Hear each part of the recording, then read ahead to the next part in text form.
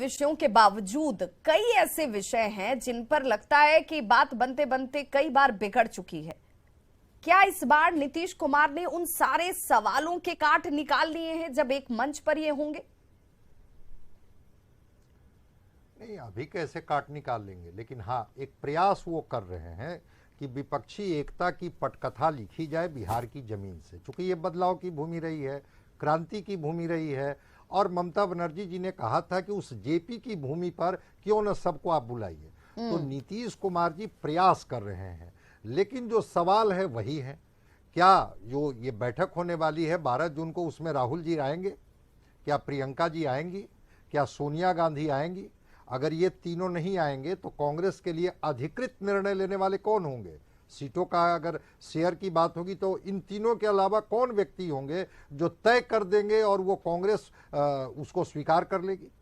क्षेत्रीय पार्टियां जो इसमें शामिल हो रही हैं, ये तो लड़ ही रही है भारतीय जनता पार्टी के खिलाफ। और मैं तो कहता हूं कि विपक्षी एकता में अगर ये पटना की जमीन पर ये जुटते हैं, लेकिन क्या ये क्षेत्रीय पार्टियां त्याग करेंगी? बिहार में अगर देख लीजिए गठबंधन की सरकार है, तो कांग्रेस को अपनी सीट लेने के लिए कितनी मेहनत करनी पड़ती है सबको पता है कि कैसे चीजें बढ़ती है। 10 सीट नहीं देंगे, 12 सीट नहीं देंगे, 1 सीट नहीं देंगे, 5 सीट नहीं देंगे। तो मेन तो मामला जाकर के फंसता है सीटों को लेकर के, और महत्वाकांक्षा सबकी अपनी अपनी है। अभी उमेश कुशवाहा जी बोल रहे थे ना कि हमारे नेता सारी योग्यता रखते हैं, तो जितने लोग उसमें जुटने वाले हैं वो कौन योग्यता नहीं रखते हैं प्रधानमंत्री बनने का? शरद पवार नहीं रखते हैं कि ममता बनर्जी नहीं रखती हैं? अरविंद केजरीवाल जो कह रहे हैं कि दिल्ली से अब हम पंजाब पहुंच गए, अब तो हम राष्ट्रीय पार्टी बन गए, भाजपा को तो हराने की क्षमता हम ही में है। तो जो लोग जुटेंगे उसमें किन में वो क्षमता नहीं है? महत्वाकांक्षा तो सबकी अपनी अपनी है, और ये बता भी रहे हैं त्याग कितने लोगों के पास है। कितनी पार्टियों ने ये कहा कि नहीं, भारतीय जनता पार्टी को सत्ता से हटाने के लिए मुझे अगर त्याग भी करना पड़ेगा तो मैं उसके लिए तैयार हूं। चीजें जाकर के वहां से शुरू होगी। अगर कांग्रेस अपने दावा, अपनी सीट छोड़ने के लिए तैयार नहीं है, जिन राज्यों में भी वो मजबूती से लड़ती है, और क्षेत्रीय पार्टियां जहां पर उनको लगता है कि हम ही भारतीय जनता पार्टी को हरा देंगे, वो बंगाल बहुत बड़ा एक और अच्छा उदाहरण भी है संजय जी, बहुत बड़ा और अच्छा उदाहरण इस लिहाज से कि वहां पर कांग्रेस और वाम दल मिलकर ममता बनर्जी के खिलाफ लड़ लेते हैं। अब यहाँ पर जब मंच पर एक साथ आने की बात होगी तो क्या एक साथ आ पाएंगे? क्या वहां पर वो सीट छोड़ देंगे कांग्रेस के लिए या वाम दल के लिए? ये कई ऐसे सवाल है जहां पर पेंच बहुत गहरी तरीके से फंसी हुई है।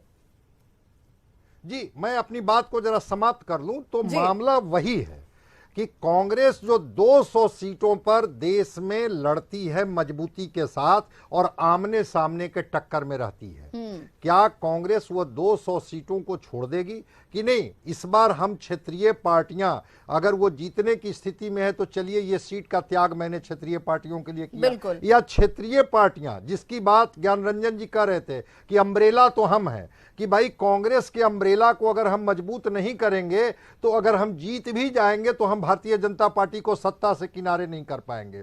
पहले ये तो तय हो जाए कि चाहे वो पश्चिम बंगाल हो, चाहे वो दिल्ली हो, चाहे महाराष्ट्र हो, जिन क्षेत्रों को ले लीजिए वहां पर, या समाजवादी पार्टी का जो ये अखिलेश जी हैं उत्तर प्रदेश में, क्या ये लोग कांग्रेस के लिए सीट छोड़ेंगे या कांग्रेस इन लोगों के लिए सीट छोड़ेगी? बहुत बड़ा सवाल। इस बैठक का प्रारूप ये तो आ जाने दीजिए। बड़ा भी सवाल है और बहुत पेचीदा सवाल भी। अभिषेक, क्या आपको लगता है आपके तरफ से नीतीश कुमार ने त्याग किया है, कांग्रेस ये कह रही है कि हम भी त्याग ही कर रहे हैं, लेकिन क्षेत्रीय पार्टियां जहां मजबूत हैं या ज्यादा सीटों पर लड़ती रही है वो क्या त्याग करेंगी? सवाल कई उठ सकते हैं विभा, और बहुत सारे लोग इसका विश्लेषण अपने हिसाब से भी कर सकते हैं, हर कोई आजाद है इसके लिए। लेकिन जो भी पहलू है, जो भी पेच दूसरों की नजर में है, हमें लगता है कि जब टेबल टॉक होगा, वरिष्ठ नेता बैठेंगे, उनके पास अनुभव है, जानकारी है, राजनीतिक समझबूझ है, जनता के नब्ज को समझते हैं बेहतर तरीके से।